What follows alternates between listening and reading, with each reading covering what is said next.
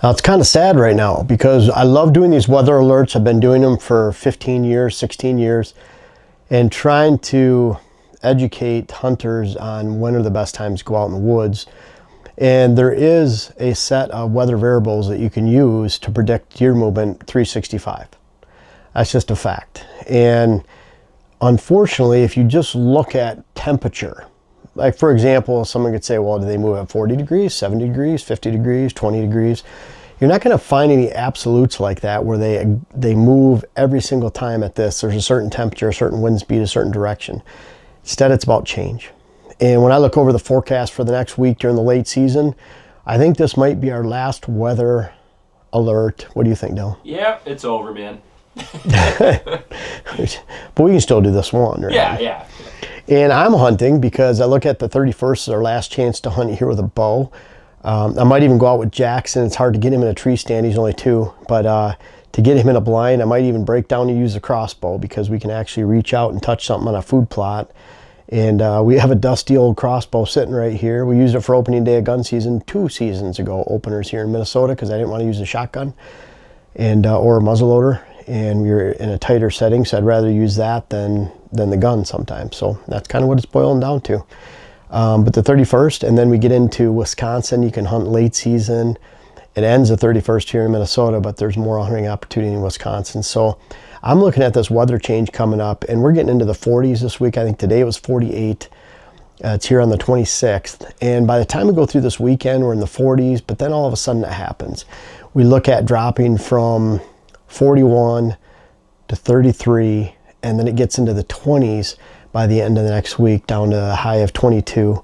And so you're looking at that absolute high temperature. And so I'm seeing an initial change of about 10 degrees after a warm up like this. And then after that, it's dropping another 10 degrees. So over the next few days after. So I see that temperature degree change, and right now deer kind of get lulled into, they're here, they're there. And that's what happens when it gets warm. The deer kind of spread out, because when cold weather happens and bitter weather happens this time of year, there's limited portions of the habitat that actually hold whitetails, and that's why you see them getting herded up. I'll give you an extreme example. You get up into the UP in Michigan, upstate New York, maybe northern Wisconsin and portions northern Minnesota, but deer yard up. And they have to all winter long.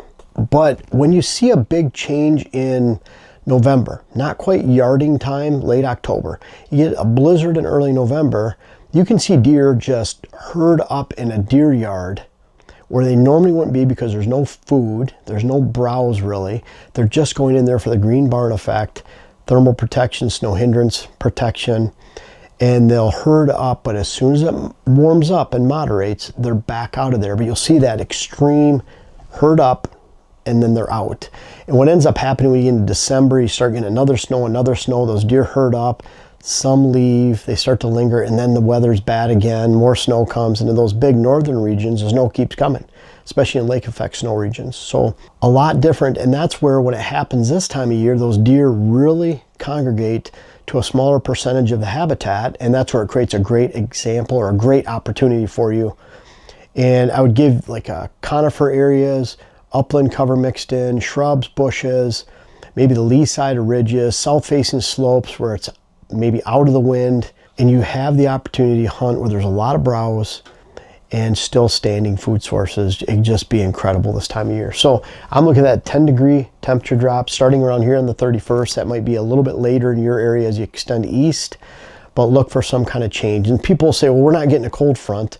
I live in West Virginia, and I'll look up their city in West Virginia, and I'll look at it, and 70, 65, 62, 51, all of a sudden it goes to 40. And you look at it and you say, well, it went from 60 some to 51. That's your temperature drop. Ours might go from 41 to 33. That's our temperature drop, but it's all relative. Again, it's not an absolute temperature you're looking at change. So why does this happen? The bigger the change, the more volatile the weather coming through. Deer feed 5 times in a 24-hour period. That's a biological fact. They're rhythmic pattern feeding like babies, rhythmic pattern feeders. So when you see big change happening over a 36-hour period, even 48 hours, big winds, big snows, rain, thunder, lightning, whatever it might be, they are not out in the open, obviously, feeding in big ag fields, getting their fill, and making that safe social feeding time all night long, twice during the night, during the day.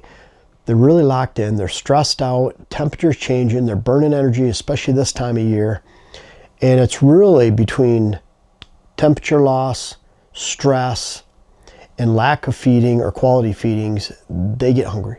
So when this breaks, they get hungry.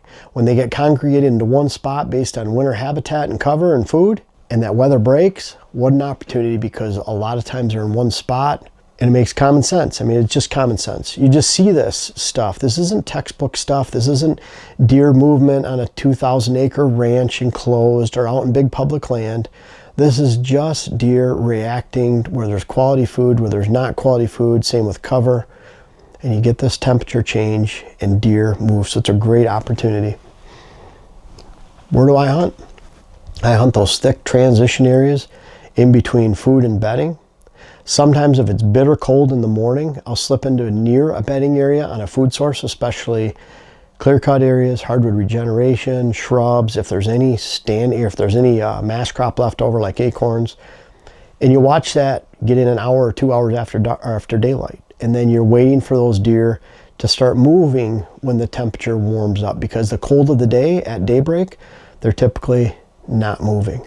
But especially though, I'm focusing on those afternoon, evening food sources and the movements to and from those food sources, whether it be morning or afternoon. The afternoon is just a slam dunk time to hit. They're hungry. You had all that weather come through. It gets cold. And you can even say, like, for someone to say the weather doesn't influence deer movement, just look at how they hit corn when it gets bitter cold, or beans when they get hit bitter cold. They're changing their food sources and the locations where they bed during the daylight typically because of that weather change. If you have a warm fall, they're typically not hitting those grains like they would in a very cold and snowy fall. We see that all the time. So you just have to look at a lot of these things, look at absolutes. Obviously, if there's a blizzard, these deer aren't moving. They're missing quality feedings. Thunder, lightning, they're not moving that much. You can never say never, but typically they're hunkered down, they're weathering the storm, and then they move because they're hungry right after. They lock into that movement for several days. If the cold and snow persist, they lock into that movement for a very long time. That's why when it happens in late October and it's below average temperatures for that time of the year, they'll get locked into a winter pattern for a couple days and then they're out of it because it warms right back up. But when you get into this time of year, they can get locked into several days or more in a certain location as long as things persist and you have relatively the same temperature, same conditions. They get locked into those feeding patterns, so they'll move, herd up, and then they stay. As soon as it warms up, they'll start to spread out again. They don't like to be compacted right on top of each other. They're social creatures, but only to a point, especially those mature bucks, and inhabit more the fringe areas of the deer yards as opposed to right in the middle with all the does and fawns. And it's the same this time of year, where as soon as it warms up, they'll start to spread out again. And so I really like this opportunity for congregating deer, herding deer around winter sources, food sources, which are a lot more important now in late December, early January than they were in late October, early November. And that's why these weather changes create a lot of opportunity. Unfortunately, a lot of you out there aren't hunting anymore, but if you are, grab a bow, grab a crossbow, muzzleloader, whatever season it is, get out in the woods, enjoy these snowy conditions, this cold conditions coming up. Even if you're in West Virginia, Tennessee, Virginia, and Louisiana, it's dropping from a high of 70 down to 58. Something took place to make that happen, and you need to take advantage of it and enjoy hunting this last hurrah of the season. And I know some of you are open still till February. You can have a deer alert in January. Use your own. Look at these own conditions right here if we don't come out with one of them. But a great time to hit the woods, a fun time. Maybe get some family involved too. And most of all, don't miss this late season weather change and weather alert and opportunity. Thank you guys so much for watching the video. You're our best followers. You followed all the way to the end of the video. Really invite you to check out our website. We have our Earthway spreaders for sale, great Christmas presents. We're booking clients right now, all 5 of us. So by the end of December, it seems early, but by the end of December, our schedule will be booked for 2025. It's hard to believe. I'm already booked for December and most of January, February. We have our web classes, the rut web class, how to design your whitetail property, and really important, hunting hills and thermals, understanding the wind.